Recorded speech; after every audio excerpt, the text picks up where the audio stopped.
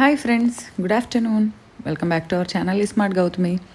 ఎలా ఉన్నారు? అందరూ ఏం చేస్తున్నారు? బాగున్నారా? నేనైతే చాలా బాగున్నాను. అండ్ మీరు కూడా బాగుండాలని మనస్ఫూర్తిగా కోరుకుంటున్నాను. చాలా రోజులు అయిపోయింది డైట్ వీడియోలు చేసి. యాక్చువల్లీ November 1 నుంచి మళ్ళీ పెడదాము వీడియోలు రెగ్యులర్గా అనుకుంటా ఉన్నా, మళ్ళీ పెట్టలేదు. సరే, వాట్ ఎవర్. చెప్పాను కదా, ఇక నుంచి డైట్ రెసిపీస్ ఏవి వచ్చినా మ్యాక్సిమం చిన్న వీడియోస్లో వస్తాయి. వ్లాగ్స్ అలాంటివే పెద్ద వీడియోలు చేస్తానని. సో ఇవాళ అయితే మీకు ఒక హెల్దీ లంచ్ ప్లేటర్ చాలా క్విక్గా, చాలా సింపుల్గా చేసుకునే ఒక సింపుల్ రైస్ ఐటెం చూపించబోతున్నాను. లేట్ చేయకుండా వీడియో అయితే చూసేయండి.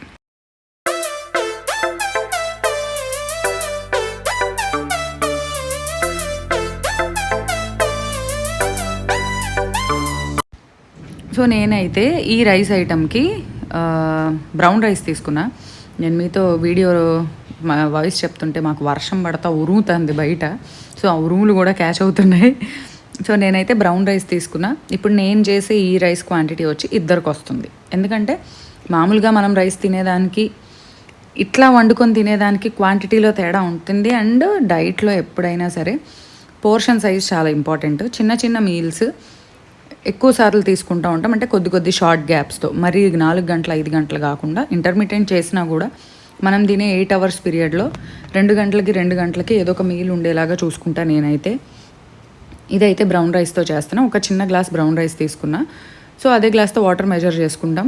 బ్రౌన్ రైస్ ప్లేస్లో వైట్ రైస్ తీసుకోవచ్చు. మనం కీన్వా, రాగులు, కొర్రలు ఏ ఒకటి దానికి సబ్స్టిట్యూట్, వైట్ రైస్కి బదులు వైట్ రైస్ కూడా తీసుకోవచ్చు. ఏమీ కాదు, మనం తినే పోర్షన్స్ ఇంపార్టెంట్. మనం దాన్ని ఎలా, వాటిల్లో ఏమేమి యాడ్ చేసుకొని ఎలా తింటున్నాము, మిగిలిన అన్ని బ్యాలెన్స్డ్గా ఉన్నాయా లేదా అనేది చూసుకోవడం ఇంపార్టెంట్. కానీ అమ్మో వైట్ రైస్ ఇంత తింటే గెయిన్ అవుతామేమో అంటే అది ఎప్పుడు అంటే ఇక అది లిమిట్లెస్గా, కంట్రోల్ లేకుండా ఎక్కువ క్వాంటిటీలో అదే పనిగా తీసుకుంటా ఉంటే అది ప్రాబ్లమాటిక్, అంతేగాని విడిగా కాదు.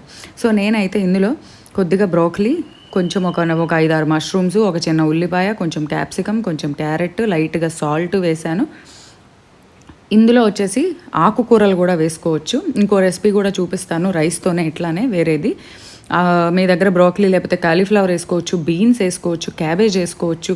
సో మీ దగ్గర అవైలబిలిటీ ఉన్న వెజిటబుల్స్ని బట్టి టమాటో వేసుకోవచ్చు. నేనైతే ఈ వెజిటబుల్స్ వరకు వేసుకున్నాను.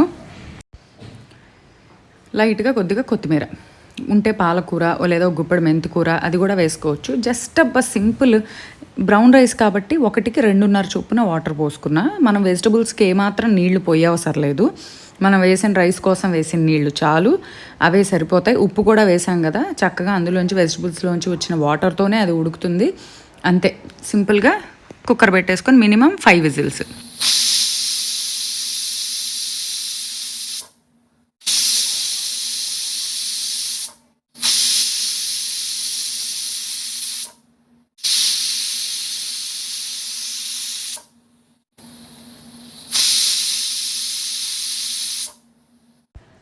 అంతే.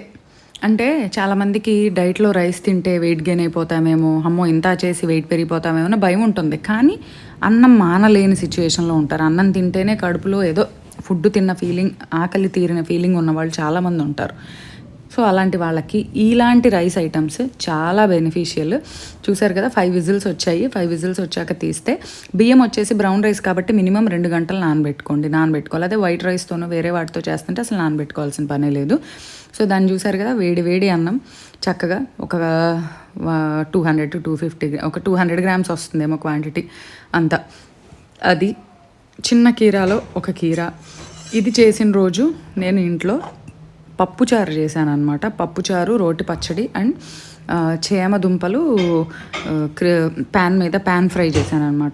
బాయిల్ చేసేసి ఆయిల్ వేసేసి కొద్దిగా ఐరన్ ప్యాన్ మీద వేస్తే చక్కగా క్రిస్పీగా వేగుతాయి. అది చేశాను. సో ఏది వండానో దాంతోనే, అంతే. అండ్ ఒక బౌల్ పెరుగుతో తిన్నాను. మీరు ఒక ఎగ్ యాడ్ చేసుకోవచ్చు, ఆమ్లెట్ యాడ్ చేసుకోవచ్చు, ఇంకా ఏదైనా క్యారెట్ క్యారెట్ ఆల్రెడీ వండిన దాంట్లో ఉంది కాబట్టి వేరే సాలడ్, అంతే. చక్కగా లంచ్లో తీసుకోండి. సూపర్గా హెల్దీగా ఇలాంటి హెల్దీ రెసిపీస్ తింటూ ఉంటే మంచి వర్కౌట్తో డెఫినెట్గా 3 నెలల్లో కన్ఫామ్ 10 kgs అయితే వెయిట్ లాస్ అవ్వచ్చు.